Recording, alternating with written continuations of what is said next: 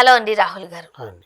బన్నీవాస్ గారు అల్లు అర్జున్ గారిపై చేసిన కామెంట్స్ ప్రస్తుతం సినిమా ఇండస్ట్రీలో హాట్ టాపిక్ అయ్యాయి. చాలా మంది కాస్త గుర్రుగా కూడా ఉన్నారంట. అసలు ఆయన ఏమన్నారు? ఆయన ఇంటెన్షన్ ఏంటి ఆయన ఏమీ అనలేదు కదా? మరి ఇంకెందుకు ఇబ్బంది? Chhaava cinema Telugu rights Geetha Arts కొనుక్కున్న తర్వాత ఒక ప్రెస్ మీట్ పెట్టారు.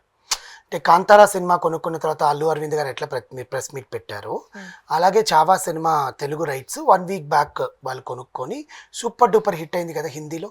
అది మాతృభాష, వాళ్ళ మాతృభాషలో రిలీజ్ చేసుకున్నారు వాళ్ళది. ఎందుకంటే కథని ఎప్పుడూ వాళ్ళ భాషలో చూస్తేనే అర్థమవుతుంది. ఇప్పుడు మన భాషలో చూస్తే మనకు అది అర్థం కాదు. అర్థం కాదండి సెన్స్ ఆ భాషలో ఆ డైలాగ్స్ అన్ని అర్థమవుతాయి కానీ ఆ ఫీల్ పోతుంది. కానీ ఇక్కడ ఒక బ్రేక్ వేద్దామండి. ఇంతకు ముందు అలా ఉండేవి, ఇప్పుడు మంచి డబ్బింగ్ ఇస్తున్నారు. వర్డ్స్ కూడా అవును, అబ్జర్వ్ చేశారా? సాంగ్స్ మారిస్తే బాగుండేది. ఇంత అసలు సాంగ్స్ హిందీ సాంగ్స్ వదిలేయడమే. ఇప్పుడు మీరు కొన్ని సినిమాలు చూడలేదా? సాంగ్స్ యాజ్ ఇట్ ఈస్ గా వదిలేస్తారు.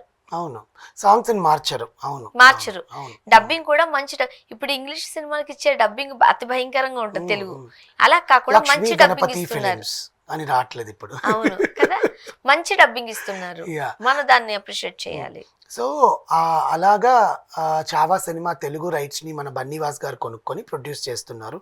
ఎంత ప్రాఫిట్స్ వస్తాయేమో తెలియదు కానీ ఆల్రెడీ సినిమాని చూసేశారు. మళ్ళీ తెలుగులో కొంతమందికి అర్థం కాని వాళ్ళకి తీస్తున్నామన్నాక కొన్ని ప్రశ్నలు వేశారు.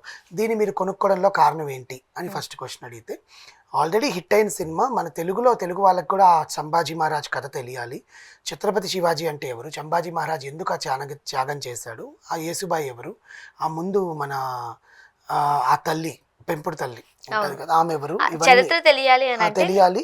సో తెలుగులో అది ఎంతవరకు వర్కౌట్ అవుతుంది, ఎంతవరకు వాళ్ళ దృష్టికి మేము తీసుకొని వెళ్తాము అనేది ఆలోచనగానే ఉందండి. బట్ తెలుగులో హిట్ అవుతుంది ఎందుకంటే తెలుగు భాషలో అందరు చూస్తారు కాబట్టి మేము రైట్స్ కొనుక్కున్నాము అని చెప్పారు. Yes, it's obviously it will come into the దాన్ని ఏమంటారు, తెలుగులో రిలీజ్ చేస్తే మళ్ళీ వెళ్ళి చూస్తారు ఆ సినిమాని, చూడకుండా అయితే ఉండరు. ఎందుకంటే కొంతమంది భాష రాని వాళ్ళు కూడా వెళ్ళి సబ్ టైటిల్స్ చూసి సినిమా చూసుంటారు. వాళ్ళకి ఇప్పుడు డైరెక్ట్గా తెలుగులో వస్తుంది కాబట్టి ఆ డైలాగ్స్కి అర్థం తెలుస్తుంది. అసలు ఏంటి కొన్ని ఏం జరిగాయి అనేది ఆ డయానా పెంటి మాట్లాడేవి అండ్ అంతకుముందు వాళ్ళ కొడుకుని రాజు చేయాలనుకునే ఇవన్నీ కూడా మనకి హిందీ వచ్చి కాబట్టి అర్థమవుతుంది. హిందీ రాని వాళ్ళకి అర్థం కాదనమాట, ఇబ్బంది ఉంటుంది. అలాంటి వాళ్ళకి చూడొచ్చు అని చెప్పి రాసుకున్నారు.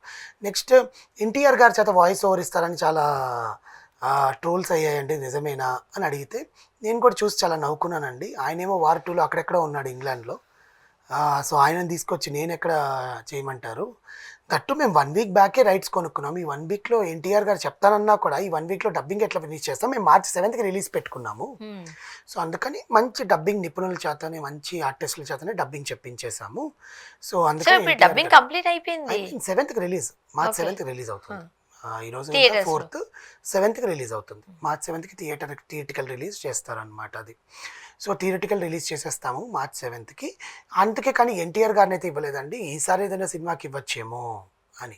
నెక్స్ట్ అడిగిన క్వశ్చన్, సార్ దీని మీద ప్రాఫిట్స్ ఎంత వస్తున్నాయి మీకు అని.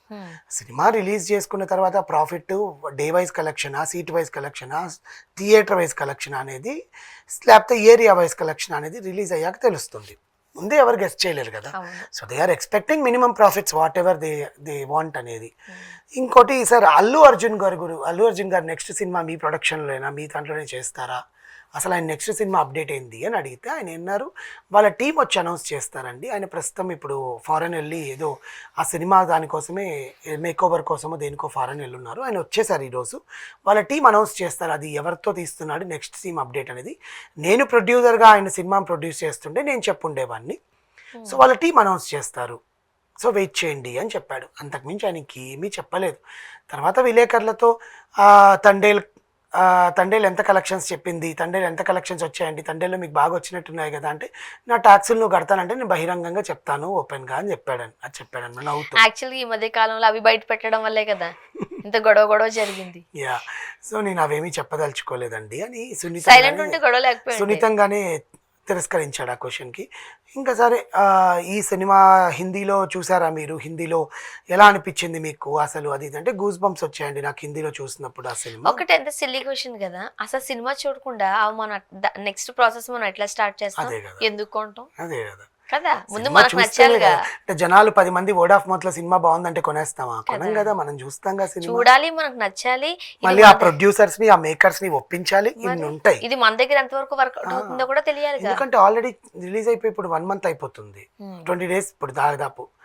ఆ 20 డేస్కి ఆల్రెడీ చాలా మంది చూసేశారు చావా చావా చావా అని. అవును. దట్టు ఇంటర్నెట్లో జరిగిన ఈ మీమ్స్, ఆ చావా ఏడుపు సీన్స్ అన్ని పెట్టేసి జనాలు ఏడవడాలు, థియేటర్లలో పిల్లలంతా కూడా ఛత్రపతి శివాజీ మహారాజ్కి జై అని మరాఠీలో మాట్లాడాలు, ఇవన్నీ కొంచెం యూత్కి కానీ చూడాల్సిన వాళ్ళకి కానీ కొంచెం ఉత్సాహం, అంటే ఒక ఎగ్జైట్మెంట్ అనమాట. అబ్బాయి ఏముంది ఈ సినిమాలో ఇంత చేస్తున్నారు, అసలు ఎందుకు ఏడుస్తున్నారు అని. ఇంకొకటి ఏంటంటే చావా సినిమా క్లైమాక్స్లో నవ్వారని చెప్పి వాళ్ళని థియేటర్ బయట చావబాదారు ముంబైలో.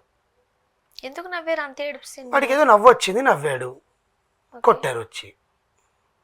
అంటే మా శంభాజీ మహారాజ్ చనిపోతే నువ్వు నవ్వుతావా, నీకు అంత కామెడీ ఏమనిపించింది అని కొట్టారనమాట.